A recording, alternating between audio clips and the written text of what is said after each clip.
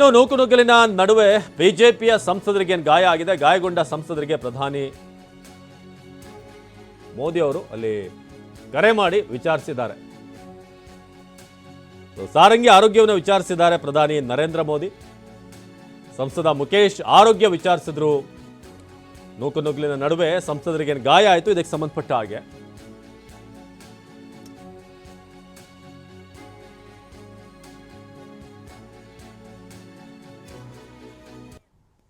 ಇದು ಪ್ರಧಾನಿ ಮೋದಿ ಅವರು ಮಾತನಾಡಿದ್ದಾರೆ. ಅವರ ಆರೋಗ್ಯ ವಿಚಾರಿಸಿದ್ದಾರೆ, ಏನಾಯಿತು, ಹೇಗಿದ್ದೀರಿ ಅಂತ. ಯಾಕಂದರೆ ಅದೊಂದು ಕರ್ತವ್ಯ, ಏನು ಪಕ್ಷದ ನಾಯಕರಾಗಿ ಮುಖ್ಯಸ್ಥರಾಗಿ. ಸೊ ಪ್ರಧಾನಿ ನರೇಂದ್ರ ಮೋದಿ ಅವರು ಈಗ ಏನು ಸಾರಂಗಿ ಅವರಿಗೆ ಗಾಯ ಆಯಿತು, ಅದಕ್ಕೆ ಸಂಬಂಧಪಟ್ಟ ಹಾಗೆ ಅಲ್ಲಿ ಆರೋಗ್ಯ ವಿಚಾರಿಸಿದ್ರು. ಒಂದಷ್ಟು ಸಚಿವರು ಕೂಡ ಅಲ್ಲಿ ಹೋಗಿದ್ರು. ಆಗಲೇ ನೀವು ದೃಶ್ಯದಲ್ಲಿ ನೋಡ್ದ ಹಾಗೆ ಫೋಟೋದಲ್ಲಿ ಪ್ರಹ್ಲಾದ್ ಜೋಶಿ ಅವರು ಕೂಡ ಹೋಗಿದ್ರು. ಪಿಯೂಷ್ ಗೋಯಲ್ ಅವರು ಕೂಡ ದೃಶ್ಯದಲ್ಲಿ ನೋಡ್ತಾ ಇದ್ರಿ. ಸೊ ಸಂಸದ ಪ್ರತಾಪ್ ಚಂದ್ರ ಸಾರಂಗಿಗೆ ಅವರ ಆರೋಗ್ಯ ಸ್ಥಿತಿ ಹೇಗಿದೆ ಅಂತ ಪ್ರಧಾನಿ ನರೇಂದ್ರ ಮೋದಿ ಅವರು ವಿಚಾರಿಸಿದ್ದಾರೆ. ನೂಕುನುಗ್ಗಲಿನ ನಡುವೆ ಬಿಜೆಪಿ ಸಂಸದರಿಗೆ ಗಾಯವಾಯಿತು. ಗಾಯಗೊಂಡಂಥ ಸಂಸದರಿಗೆ ಪ್ರಧಾನಿ ಮೋದಿ ಕರೆ ಮಾಡಿದ್ದಾರೆ. ಇದು ಸದ್ಯಕ್ಕೆ ಬಾಬಾ ಸಾಹೇಬ್ ಅಂಬೇಡ್ಕರ್ ಅವರ ವಿಚಾರಕ್ಕೆ ಸಂಬಂಧಪಟ್ಟಾಗಿ ಇವತ್ತು ದೊಡ್ಡ ಹೈಡ್ರಾಮಾ ಸಂಸತ್ನಲ್ಲಿ ನಡೆಯಿತು. ಈ ಎಲ್ಲ ವಿಚಾರಗಳಿಗೆ ಸಂಬಂಧಪಟ್ಟ ಹಾಗೆ ನಮ್ಮ ದೆಹಲಿಯ ಪ್ರತಿನಿಧಿ ಹರೀಶ್ ನೇರ ಸಂಪರ್ಕದಲ್ಲಿ ಜಾಯ್ನ್ ಆಗಿದ್ದಾರೆ ಹೆಚ್ಚಿನ ಮಾಹಿತಿಯನ್ನು ಕೊಡೋದಕ್ಕೆ. ಹರೀಶ್, ಬೆಳಗ್ಗೆಯಿಂದ ನಾವು ಗಮನಿಸ್ತಾ ಇದ್ದೀವಿ ಒಂದು ಸ್ಟೇಟ್ಮೆಂಟ್ ಎಷ್ಟರ ಮಟ್ಟಿಗೆ ಕೋಲಾಹಲಕ್ಕೆ ಕಾರಣವಾಗಿದೆ ಅಂತ. ಸೊ ಏನೇನಾಯಿತು ಬೆಳಗ್ಗೆಯಿಂದ ರಿಕಾಲ್ ಮಾಡೋದಾದ್ರೆ, ಒಂದು ಕಡೆ ಕಾಂಗ್ರೆಸ್ನ ಪ್ರತಿಭಟನೆ, ಮತ್ತೊಂದು ಕಡೆ ಬಿಜೆಪಿಯವರು ಕೂಡ ಘೋಷಣೆಗಳನ್ನು ಕೂಗಿದ್ರು. ಈ ನಡುವೆ ಪ್ರತಾಪ್ ಸಾರಂಗಿಗೆ ಆದಂತಹ ಗಾಯ, ಅದಾದ್ಮೇಲೆ ಆಸ್ಪತ್ರೆಗೆ ಅಡ್ಮಿಟ್ ಆಗ್ತಾರೆ. ರಾಹುಲ್ ಗಾಂಧಿ ಅವ್ರ ಮೇಲೆ ಅಪವಾದ ಬರುತ್ತೆ. ಇನ್ನು ಮೋದಿ ಅವರು ಕೂಡ ಈಗ ಆರೋಗ್ಯ ವಿಚಾರಿಸಿದ್ದಾರೆ ಅಂತ ಬೆಳಗ್ಗೆಯಿಂದ ಸಂಸತ್ನಲ್ಲಿ ಏನೇನಾಗ್ತಿದೆ ಹರೀಶ್?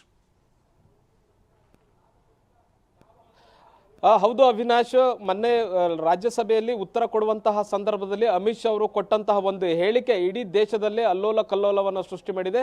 ಇಡೀ ದೇಶದ ರಾಜಕೀಯದಲ್ಲಿ ಸಂಚಲನವನ್ನು ಸೃಷ್ಟಿ ಮಾಡಿರುವಂತಹದ್ದು. ಅಂಬೇಡ್ಕರ್ ಅಂಬೇಡ್ಕರ್ ಅಂಬೇಡ್ಕರ್ ಅನ್ನುವಂತಹ ಪದವನ್ನು ಬಳಸುವಂತಹದ್ದು ವ್ಯಸನ ಆಗೋಗ್ಬಿಟ್ಟಿದೆ, ಫ್ಯಾಷನ್ ಆಗೋಗ್ಬಿಟ್ಟಿದೆ. ಜೊತೆಗೆ ಈ ಅಂಬೇಡ್ಕರ್ ಅವರ ಹೆಸರನ್ನ ಬದಲು ದೇವರ ಹೆಸರನ್ನೇನಾದರೂ ಹೇಳಿದರೆ ನಿಮಗೆ ಇಷ್ಟೊತ್ತಿಗೆ 7 ಜನ್ಮಕ್ಕಾಗುವಷ್ಟು ಸ್ವರ್ಗ ಪ್ರಾಪ್ತಿ ಆಗ್ತಿತ್ತು ಅನ್ನುವಂಥ ನಿಟ್ಟಿನಲ್ಲಿ ಅಮಿತ್ ಶಾ ಅವರು ಹೇಳ್ತಾರೆ. ಇದಕ್ಕೆ ತೀವ್ರವಾದ ಆಕ್ರೋಶ ವ್ಯಕ್ತ ಆಗುತ್ತೆ. ನಿನ್ನೆ ಕೂಡ ಪ್ರತಿಭಟನೆಗಳಾಗಿರುತ್ತೆ.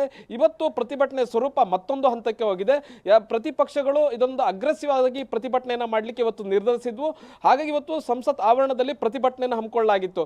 ಪ್ರತಿಯಾಗಿ ಬಿಜೆಪಿ ಸಂಸದರು ಕೂಡ ಪ್ರತಿಭಟನೆಯನ್ನು ಹಮ್ಮಿಕೊಂಡಿದ್ರು.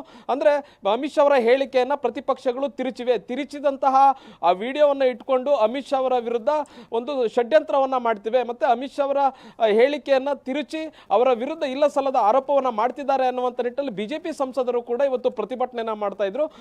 ಸಂಸತ್ ಪ್ರವೇಶಕ್ಕೆ ಇರುವಂತಹದ್ದು ಮಕರ ದ್ವಾರದ ಬಳಿ ಬಿಜೆಪಿ ಸಂಸದರು ಪ್ರತಿಭಟನೆಯನ್ನ ಮಾಡ್ತಾ ಇದ್ರು. ಜೊತೆಗೆ ಮಕರ ದ್ವಾರದ ಹೊರಗೆ ಕಾಂಗ್ರೆಸ್ ಸಂಸದರು ಪ್ರತಿಭಟನೆಯನ್ನ ಮಾಡ್ತಾ ಇದ್ರು. ಪ್ರತಿಭಟನೆ ಮಾಡಿಕೊಂಡು ಮಕರ ದ್ವಾರದಿಂದ ಸಂಸತ್ ಪ್ರವೇಶ ಮಾಡುವಂತಹ ಸಂದರ್ಭದಲ್ಲಿ ಬಿಜೆಪಿ ಸಂಸದರು ಅಡ್ಡಿ ಆದಂತಹ ಸಂದರ್ಭದಲ್ಲಿ ಎರಡೂ ಪಕ್ಷದ ಸಂಸದರಿಗೂ ಕೂಡ ನೂಕುನುಗ್ಗಲು ಸಂಭವಿಸಿದೆ. ಅಂದ್ರೆ ಆಡಳಿತ ಪಕ್ಷ ಹಾಗೂ ವಿರೋಧ ಪಕ್ಷದ ಸಂಸದರಿಂದ ನೂಕುನುಗ್ಗಲಾಗಿದೆ. ಇಂತಹ ಸಂದರ್ಭದಲ್ಲಿ ಬಿಜೆಪಿಯ ಸಂಸದ ಪ್ರತಾಪ್ ಹರೀಶ್ ಹಾಗೆ ಸಂಪರ್ಕದಲ್ಲಿ